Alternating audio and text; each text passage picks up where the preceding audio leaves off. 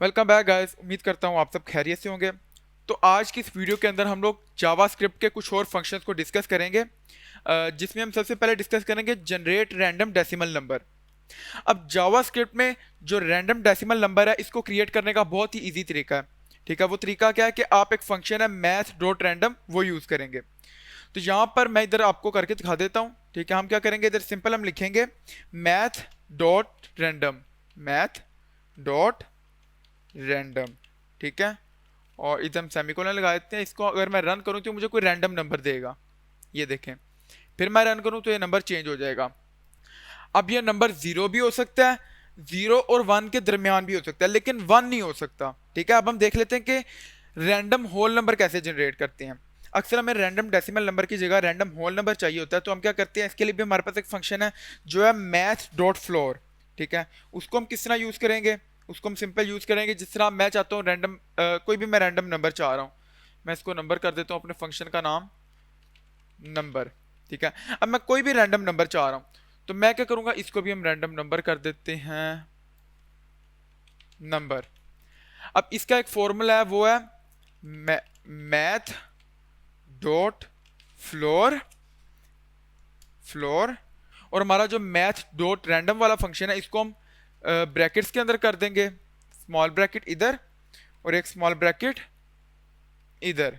ठीक है, अब मान लो मैं कोई रैंडम, अब मान लो मैं कोई रैंडम नंबर चाहता हूं। अब मैं कहता हूं कि मुझे जो रैंडम नंबर मिले वो 0 से 10 तक मिले, 10 से बड़ा ना हो। अब मैं इसको रन करूंगा तो ये मुझे क्या देगा, ये देखें, 2 दिया इसने मुझे। फिर मैं रन करूंगा, 4 देगा, 4, यानी ये मुझे रैंडम नंबर दे रहा है। अब वो नंबर 0 हो सकता है लेकिन वो 10 नहीं हो सकता, 10 या 10 से बड़ा नहीं हो सकता, 10 से छोटा हो सकता है, ये देखें। ठीक है, अब मैं कहता हूं कि मुझे जो रैंडम नंबर चाहिए वो एक रेंज के अंदर चाहिए। यानी मैं कहता हूं कि मुझे जो रैंडम नंबर चाहिए वो, मान लो कि मैं कहता हूं मुझे 5 से 9 के दरमियान कोई भी रैंडम नंबर चाहिए। तो उसके लिए हम क्या करेंगे, उसके लिए भी मैं अब इस फंक्शन के अंदर मैं कोई भी दो वैल्यूज पास करा दूंगा। ठीक है, मैं इधर कह देता हूँ मिन और कोमा मैक्स। ठीक है, और यहाँ पर भी मैं इसको कोई भी दो वैल्यूज पास करा देता हूँ। मैं इसको कहता हूँ कि 5 से लेके 15 के दरमियान जो मुझे कोई रैंडम नंबर दे। ठीक है, और ऊपर मैं क्या करूंगा, इसको मैं इधर 10 की जगह पे मैं इसको मल्टीप्लाई कर दूंगा मैक्स माइनस मिन और प्लस 1, और साथ ही साथ मैं यहाँ पे क्या कर दूंगा, मैं यहाँ पे कर दूंगा प्लस मिन। ठीक है, अब ये हमारा फॉर्मूला है रेंज के लिए। ठीक है, यानी ये वाला जो मेरा हिस्सा है ये मेरा रेंज के लिए जो फॉर्मूला है वो है। ठीक है, जैसे यहाँ पर पहले मैं कर रहा था math dot random multiply by 10, यानी मुझे 0 से 10 तक चाहिए था। अब जो रेंज के लिए मैं ये वाला फॉर्मूला एंटर करूंगा। ठीक है, यहाँ पर मैंने दो नंबर दिए, 5 से 15 के दरमियान दरमियान मुझे चाहिए। तो मैं इसको क्या करूंगा, मैं इसको रन कर दूंगा। हम इसको रन, ये देखें 11 आ गया। फिर मैं रन करूंगा, 7 आ गया। फिर रन करूंगा, 15 आ गया। फिर 15, 8, ये देखें ना 15 से बड़ा हो रहा है ना 5 से छोटा हो रहा है, ये देखें। मैं इसको जितनी मर्जी दफा रन कर लूं ये ना 15 से बड़ा हो रहा है ना 5 से छोटा हो रहा है। ठीक है, अब हम देख लेते हैं एक और फंक्शन है प्रेस इंट फंक्शन। ठीक है, अब ये किस लिए हम यूज करते हैं, प्रेस इंट फंक्शन हम यूज करते हैं। यह क्या करता है, ये आपसे स्ट्रिंग लेगा और आप उसके बदले में इंटीजर रिटर्न कर देगा। ठीक है, और अगर ये स्ट्रिंग को कन्वर्ट नहीं कर पाता तो ये आपको NaN रिटर्न करेगा, मतलब नोट अ नंबर रिटर्न करेगा। तो चलो देख लेते हैं। इसके लिए मैं क्या करता हूँ, मैं इधर एक फंक्शन लिखता हूँ, इसको हम कर देते हैं खत्म। और फंक्शन हम इधर क्या लिखते हैं, कन्वर्ट टू इंटीजर, इंटीजर। ठीक है, और इसके अंदर मैं पास कराता हूँ एक स्ट्रिंग str। ठीक है, और यहां पर मैं लिखता हूं कन्वर्ट, इसको हम कन्वर्ट टू इंटीजर, और यहां पर मैं एक स्ट्रिंग पास कराता हूं कोई भी, मान लो मैं 56 पास करा देता हूं। अब ये इन्वर्टेड कॉमास के अंदर मैंने आपको बताया जो भी चीज़ हम इन्वर्टेड कॉमास के अंदर लिखेंगे वो हमारा स्ट्रिंग होगा। ठीक है, और यहां पर मैं इसको कहता हूं कि क्या रिटर्न करो आप, इसको यहां पर हम सिंपल खत्म करते हैं और यहां पर मैं एक फंक्शन लिखता हूं प्रेज इंट। ठीक है, और इसके अंदर मैं दे देता हूं str, यानी आप मुझे ये रिटर्न कर दो। अब अगर मैं इसको रन करूंगा तो ये क्या करेगा, मुझे जो मेरा स्ट्रिंग उसको पास कराया ये उसको इंटीजर में कन्वर्ट करके मुझे दे देगा। अब हम देख लेते हैं हम रेडिक्स के साथ प्रेजेंट फंक्शन किस तरह यूज करते हैं।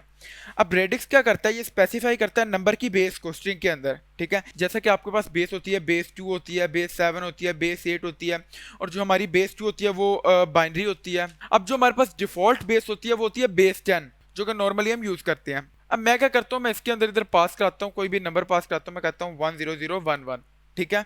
और इसको मैं कह देता हूँ, यहाँ पर मैं कह देता हूँ कोमा 2। अब यहाँ पर हम इसको रन कर लेते हैं। यहाँ पर मेरे से थोड़ी मिस्टेक हो गई है, ये यहाँ पर परसेंट है, ठीक है, PARSE, ठीक है। हम इसको रन कर लेते हैं और हम वेट कर लेते हैं। यहाँ पर भी मेरे से थोड़ी मिस्टेक हो गई है, ये। अब अगर मैं इसको रन करूं तो ये मुझे बेस 2 के अंदर नंबर देगा, ये देखें 19, ठीक है। मैंने इसको नंबर दिया, इसने मुझे क्या किया, उसको बेस 2 के अंदर कन्वर्ट कर दिया। अब हम देख लेते हैं टर्नरी ऑपरेटर, ठीक है। अब टर्नरी ऑपरेटर क्या है, ये टर्नरी ऑपरेटर आपका बिल्कुल इफ एल्स ऑपरेटर की तरह है, ठीक है। जिस तरह आपकी इफ एल्स स्टेटमेंट है, ये सेम उसी तरह का है। मैं इधर क्या करता हूँ, मैं इधर एक इफ एल्स स्टेटमेंट लिखता हूँ, फंक्शन, मैं इधर कोई भी लिख लेता हूँ, मैं लिखता हूँ चेक इक्वल, ठीक है। और इसके अंदर मैं पास कराता हूँ a कोमा b, और यहाँ से हम शुरू करते हैं। इसके अंदर मैं लिखता हूँ इफ, हम इफ की कंडीशन लगाते हैं, a इज इक्वल हो इज इक्वल टू b, और यहाँ पर हम इसको बंद करते हैं। इसके आगे फिर मैं अंदर इसके लिखता हूँ कि आपने क्या करना है, रिटर्न ट्रू, ठीक है, सेमीकोलन। और यहाँ पर मैं इधर एक और ब्रैकेट लगा लेता हूँ एल्स लिख के, और इसके अंदर हम लिखते हैं रिटर्न फॉल्स, सेमीकोलन। अब यहाँ पर हम क्या करेंगे, अगर मैं कोई भी नंबर पास कराता हूँ वहाँ से, जैसे मैं इधर पास करा देता हूँ उसको कोई भी नंबर, मैं कहता हूँ console.log, और इसके अंदर मैं उसको कहता हूँ चेक इक्वल, ठीक है। और इसके अंदर मैं कोई भी नंबर पास कराता हूँ 10। अब ये चेक करेगा, मैं दो नंबर यहाँ पे मुझे पास कराने पड़ेंगे, 10 और 12। अब ये चेक करेगा, अगर तो दोनों नंबर इक्वल हैं, ये क्या करेगा, मुझे ट्रू रिटर्न करेगा, वरना ये मुझे फॉल्स रिटर्न करेगा। मैं करके देख लेता हूँ। अब इसी तरह हमारे पास जो ये देखें, इसने मुझे फॉल्स रिटर्न किया क्योंकि दोनों नंबर इक्वल नहीं है। अब इसी तरह जो हमारा टर्नरी ऑपरेटर है वो भी यही काम करता है, लेकिन उसका जो सिंटैक्स है वो थोड़ा डिफरेंट है।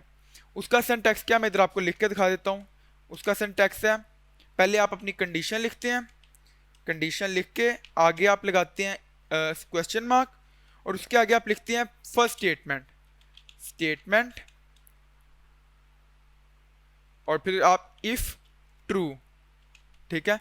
यानी अगर ट्रू हो तो ये वाली स्टेटमेंट चले, ठीक है। और फिर आप कोलन लगाते हैं और आगे आप स्टेटमेंट लिखते हैं, स्टेटमेंट इफ फॉल्स। यानी सबसे पहले आप इधर लिखते हैं कंडीशन, उसके आगे आप क्वेश्चन मार्क लगाते हैं, फिर आप क्या करते हैं, आप एक स्टेटमेंट लिखते हैं जो कि अगर ट्रू हो तो ये वाली स्टेटमेंट चले, अगर फॉल्स हो तो ये वाली स्टेटमेंट चले, और आगे आप सेमीकोलन लगा देते हैं। तो इसको हम करके देख लेते हैं, ठीक है। इसी वाले फंक्शन को मैं इफ एल्स स्टेटमेंट से कन्वर्ट करता हूँ टर्नरी ऑपरेटर में। वो मैं किस तरह करूँगा, मैं इसको ख़त्म करता हूँ यहाँ से, सिंपल हम इसको यहाँ से ख़त्म करते हैं और इसको हम ऐसे रहने देते हैं। और इधर मैं कहता हूँ कि आपने क्या रिटर्न करना है, return a is equal to b। अब ये हमने क्या कर दिया, सबसे पहले हमने लगाई कंडीशन, ठीक है। जिस तरह हम ये नीचे सिंटैक्स देखें, सबसे पहले हमने लगाई कंडीशन। अब आगे उसको मैंने क्या कहा कि अगर ट्रू हो, यानी अगर मेरी जो कंडीशन है वो ट्रू होती है तो आपने क्या करना है, ये रिटर्न करना है, ठीक है। अगर ट्रू नहीं होती तो आपने क्या रिटर्न करना है, आपने मुझे ये रिटर्न करना है, इसको हम फॉल्स, ठीक है। और इसको भी मैं यहाँ से ख़त्म कर देता हूँ, और इसको भी हम ख़त्म कर देते हैं यहाँ से, इसको भी हम ख़त्म कर देते हैं ये, और इसको हम यहाँ से ये रन, तो ये देखें फॉल्स। अब अगर मैं इसको इधर ट्रू कर दूं, इसको 10 कर दूं, तो ये मुझे ट्रू रिटर्न कर देगा, ये देखें। अब ये मैंने आपको एक एग्जांपल के तौर पे ये लिख के दिया, वरना अगर हम इधर simple return a is equal to b और आगे अगर इधर मैं सेमीकोलन भी लगा देता, इसको मैं खत्म करता, तो भी इसका मतलब सेम ही है। यानी फिर भी अगर मैं इसको रन करूं तो ये क्या करेगा, मुझे ट्रू या फॉल्स रिटर्न करेगा, ठीक है। लेकिन वो इतना जो मैंने सिंपल लिखा था वो मैंने आपको शो करवाने के लिए सिंपल लिखा था, ठीक है। अब हम देख लेते हैं मल्टीपल टर्नरी ऑपरेटर किस तरह यूज करते हैं। अब उसके लिए हम क्या करते हैं, मैं इधर एक फंक्शन लिखता हूँ। मैं कहता हूँ कि हम ऐसा फंक्शन लिखते हैं जो कि हमारे साइन चेक करे। अगर हमने जो नंबर एंटर किया वो पॉजिटिव है तो ये हमें पॉजिटिव स्ट्रिंग शो करवाए, अगर वो नेगेटिव है तो नेगेटिव शो करवाए, वरना जीरो शो करवाए। ठीक है, तो मैं इधर लिखता हूँ चेक साइन साइन, और इसमें से मैं एक नंबर पास करा देता हूँ कोई भी, ए मान लो, मैं ए पास करा देता हूँ इसके अंदर। और इसके अंदर हम क्या लिखते हैं, इसके अंदर हम सिंपल लिखते हैं, सबसे पहले हम कंडीशन लगाते हैं return number is greater than 0 0। अगर मेरा नंबर 0 से बड़ा है, अब 0 से बड़ा क्या होता है, पॉजिटिव होता है। अगर 0 से बड़ा है तो अगर ये कंडीशन ट्रू होती है तो आपने क्या रिटर्न करना है, आपने रिटर्न करना है पॉजिटिव। ठीक है, पहला हमारा क्या था, जो पहली स्टेटमेंट है वो क्या करती है, अगर ट्रू होगी तो पहली स्टेटमेंट शो होगी। ठीक है, अब मैं कहता हूं कि अगर फॉल्स हो जाती है, ठीक है, तो हम क्या करते हैं, हम इधर एक और ऑपरेटर लगा देते हैं। अगर फॉल्स हो जाती है तो आपने चेक करना है कि मेरा जो नंबर है वो अगर 0 से छोटा है। ठीक है, अब मैंने इधर एक और कंडीशन लगा दी, ट्रू होने पे वो पॉजिटिव रिटर्न करेगा, फॉल्स होने पे वो एक और ऑपरेटर चला देगा। ठीक है, अब उसके आगे मैं क्या कंडीशन देता हूं, उसके आगे मैं सिंपल कंडीशन देता हूं नेगेटिव नेगेटिव। और अगर ये वाली कंडीशन भी मेरी फॉल्स हो जाती है तो आपने क्या रिटर्न करना है मुझे, आपने सिंपल 0 रिटर्न करना है। ठीक है, और यहाँ पर मैं लगा देता हूँ सेमीकोलन, और यहाँ पर हम इसको करते हैं चेक साइन साइन, और मैं एक नंबर कोई भी पास करा देता हूँ, 10 पास कराता हूँ। अब हम यहाँ पर एक और चीज़ देख लेते हैं, इसको हम करते हैं ख़त्म। ये अब हम यहाँ पर देख लेते हैं कि हमारे पास वेरिएबल, कोई भी वेरिएबल डिक्लेयर करने का जो हम तरीका यूज़ करते आ रहे हैं वो है वेर। यहाँ पर हमारे पास 3 तरीके होते हैं जो कि हम पीछे पढ़ चुके हैं, एक होता है वेर, एक होता है लेट, एक होता है कॉन्स्ट। ठीक है, अब इन तीनों को हम पढ़ते हैं कि इन तीनों के अंदर डिफरेंस क्या है। अब जब से जावास्क्रिप्ट बनी है तब से हम सिर्फ वेर को यूज करते हैं वेरिएबल डिक्लेयर करने के लिए जावास्क्रिप्ट में। ठीक है, लेकिन 2015 के बाद जावास्क्रिप्ट हमें ऑप्शन देता है लेट और कॉन्स्ट की, कि आप इन दोनों को भी यूज कर सकते हैं किसी भी वेरिएबल को डिक्लेयर करने के लिए। लेकिन वेर से क्या होता है, अब मान लो मैं इधर लिखता हूं वेर कैट, ठीक है, और इधर मैं सेमीकोलन लगा देता हूं, सेमीकोलन, इसको हम खत्म करते हैं, इसको हम एक बार खत्म कर लेते हैं, और जब मैं लिखता हूं वेर कैट सेमीकोलन। ठीक है, अब इसको मैं इधर मान लो कैट का नाम मैं कोई भी दे देता हूं, मैं कहता हूं नम। ठीक है, अब नीचे मैं वेर को दोबारा यूज कर सकता हूं, var cat is equal to, मैं इधर कहता हूं NHM। ठीक है, और इधर हम लगा देते हैं, यहां पर मेरे से थोड़ी सी मिस्टेक है, ये सेमीकोलन और इधर भी सेमीकोलन। अब देखें दो वेरिएबल्स हैं, दोनों का नाम सेम है, ये भी कैट है, ये भी कैट है। ठीक है, अगर मैं इसको रन करूं तो मुझे एरर नहीं देगा कोई भी, ये देखें इसने मुझे इधर कोई भी एरर नहीं शो करवाया। क्यों नहीं शो करवाया, क्योंकि वेर आपको, यानी एक ही जो वेरिएबल का नाम है वो आप 2 दफा अगर डिक्लेयर करते हैं तो वेर आपको नहीं बताएगा। ये भी इसका कोई, अब ये इसका एक, अब ये वेर यूज करने का एक नुकसान भी है। लेकिन अगर मैं इधर लेट लिखता हूं, लेट, और इसी तरह अगर मैं इधर नीचे लेट लिखूं, लेट, अब अगर मैं इधर इनको रन करूं तो मुझे एरर देगा, ये देखें ये मुझे डिक्लेयर का एरर देगा कि आपने कैट को पहले ही डिक्लेयर किया हुआ है। यानी वेर से हम एक दफा एक वक्त में एक ही नेम के 2 वेरिएबल डिक्लेयर कर सकते हैं, ये इसका नुकसान भी है, क्योंकि हम एक नाम से तो 2 वेरिएबल डिक्लेयर नहीं कर सकते। ठीक है, लेकिन लेट हमें बता देता है कि आप एक नाम से आपने 2 वेरिएबल डिक्लेयर किए हुए हैं, आप एक का नाम चेंज करें। ठीक है, अब लेट और वेर के दरमियान एक और डिफरेंस भी है। वो डिफरेंस क्या है, जो आपका वेर है ये आप यूज करते हैं पूरे, यानी अगर मैंने इधर डिक्लेयर कर दिया, मैं इधर वेर कैट डिक्लेयर कर देता हूं, वेर कैट। ठीक है, अब नीचे मैं एक फंक्शन बनाता हूं, ठीक है, मैं उसको इस फंक्शन के अंदर भी यूज कर सकता हूं अपने, मैं इधर फंक्शन बना के सिंपल कोई भी, हम सिंपल कोई भी फंक्शन बना लेते हैं। अब अगर मैं इस फंक्शन के अंदर मैं कैट को कुछ और डिफाइन कर देता हूं, मैं कहता हूं cat is equal to NJM। ठीक है, अब मेरा जो वेर है इसका जो स्कोप है, यानी मैंने अपने एक वेरिएबल कैट को डिक्लेयर किया वेर से। ठीक है, अब मैं इस कैट को अपने पूरे प्रोग्राम में कहीं पे भी यूज कर सकता हूं, लेकिन अगर मैं इसको लेट से डिक्लेयर करता हूं तो इसका मतलब है कि मैं अपने इस कैट वेरिएबल को सिर्फ उस स्कोप के अंदर यूज कर सकता हूं जहां पर मैंने इसको डिक्लेयर किया। यानी अगर मैं इधर फंक्शन के अंदर इसको डिक्लेयर करता हूं, लेट कैट, ठीक है। अब मैं इसको अगर यहां से मैं इसको खत्म कर देता हूं तो मैं यहां पर बायर कैट को मैं यूज नहीं कर सकता, ठीक है। अगर मैं इधर रन करूं तो मुझे एरर देगा, कैट इज नॉट डिफाइंड। ये देखें जेएस, अगर मैं इधर रन करूं तो आपको बता रहा है कौन सी लाइन है, 6 लाइन है। यानी यहां पर ये जो मेरा कैट है ये अनडिफाइंड है। अनडिफाइंड क्यों है?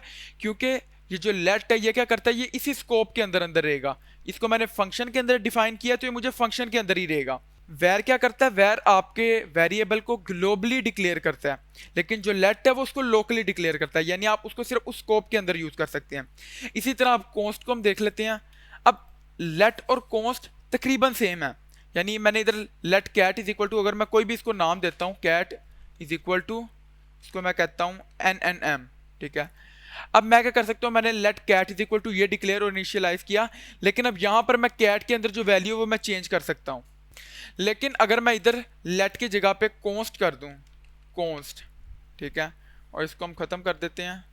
अब अगर मैं इसको रन करूं तो मुझे एरर देगा। एरर क्यों देगा ये मुझे? हम इसको रन करते हैं। इसने मुझे एरर क्यों दिया? यहां पर ये थोड़ा इशू है। ये अब कॉन्स्ट में क्या फर्क है? लेट में जब मैंने let cat is equal to मैंने ये उसको डिक्लेयर किया तो मैं उसको चेंज कर सकता था उसके अंदर वाले को, लेकिन अगर कॉन्स्ट में मैंने कॉन्स्टेंट से एक वेरिएबल को डिक्लेयर किया तो उसके अंदर जो वैल्यू है मैं उसको चेंज नहीं कर सकता नीचे इस तरह, क्योंकि जो मेरा कॉन्स्टेंट है ये रीड ओनली, ये सिर्फ रीड करता है, इसके अंदर इसमें आप राइट नहीं कर सकते। अब यहाँ पर अगर मैं आपको करके दिखाऊँ, मैं इधर लिखता हूँ, इसको हम करते हैं, अगर मैं आपको इधर करके दिखा दूँ, मैं इधर लिखता हूँ const pi is equal to 3.14 semicolon, ठीक है। अब मैं नीचे पाई की वैल्यू चेंज करना चाहता हूँ, मैं कहता हूँ 333 सेमीकोलन। अब अगर मैं इसको रन करूँ तो मुझे एरर देगा, देखें असाइनमेंट टू कांस्टेंट वेरिएबल, यानी मैंने कांस्टेंट वेरिएबल बनाया, मैं उसके अंदर वैल्यू चेंज नहीं कर सकता। लेकिन अब ये जो हमारा कांस्टेंट है इसको अगर मैं इधर अरे पे करने की कोशिश करूँ, मैं लिखता हूँ एस और यहाँ पर मैं एक अरे क्रिएट कर लेता हूँ, उसके अंदर मैं कहता हूँ 1 2 3 4। अब ये मैंने एक अरे बनाई है, ठीक है। अब अगर मैं इसको चेंज करने की कोशिश करता हूं, मैं इधर कहता हूं s इज इक्वल टू, और इसके अंदर मैं कहता हूं 1 2 3 सेमीकोलन। इसको मैं रन करूं तो मुझे ऐसे तो एरर देगा, ये देखें। लेकिन अगर मैं इसको इस तरह चेंज करता हूं अपनी अरे को, इसको हम करते हैं कमेंट आउट, और यहां पर मैं आपको दिखाता हूं, अगर मैं अपनी अरे को इस तरह चेंज करूं 0 इज इक्वल टू 1 सेमीकोलन, फिर इसी तरह मैं इधर s 2 ओहो 1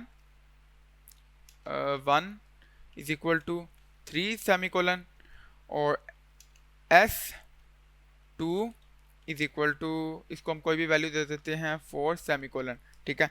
अब अगर मैं नीचे करूं कंसोल डॉट लॉग और इसके अंदर मैं s प्रिंट करूं सेमीकोलन, अब हम मैं इसको रन करूं तो यहां पर ये इस तरह वैल्यू को चेंज कर देगा, ये देखें इसने इस तरह वैल्यू को चेंज कर दिया 134। अब यहां पर आप कहोगे कि हमने इसको कांस्टेंट से डिक्लेयर किया, हमारी वैल्यू तो नहीं चेंज होनी चाहिए, क्योंकि जो हमारा कांस्टेंट है वो सिर्फ रीड ओनली है। अब इस चीज को प्रिवेंट करने के लिए हमारे पास एक और फंक्शन है जो कि है ऑब्जेक्ट डॉट फ्रीज। हम देख लेते हैं, अगर मैं यहां पर लिखूं ऑब्जेक्ट डॉट फ्रीज, ठीक है, और इसके अंदर मैं इधर लिख दूं s। अब इसको मैं अगर रन करूं, यहां पर हम लगा देते हैं सेमीकोलन, ये देखें cannot assign to read only property. इसको मैं एक बार फिर रन कर लेता हूं, ये देखें, तो ये देखें अब मैंने क्या किया, मेरा ये जो अरे था इसको मैंने क्या कर दिया, मैंने इसको फ्रीज कर दिया। यानी अब मैं नीचे अपने इस ऑब्जेक्ट को चेंज नहीं कर सकता, अपने इस अरे को मैं चेंज नहीं कर सकता। वेरिएबल में तो हम इसको ऑब्जेक्ट डॉट फ्रीज के बगैर भी हम इसको चेंज नहीं कर सकते, लेकिन अगर अरे है तो अरे में हम इसको इंडेक्स के थ्रू चेंज कर सकते हैं। उसको प्रिवेंट करने के लिए हमने क्या किया, हमने एक फंक्शन लगाया ऑब्जेक्ट डॉट फ्रीज।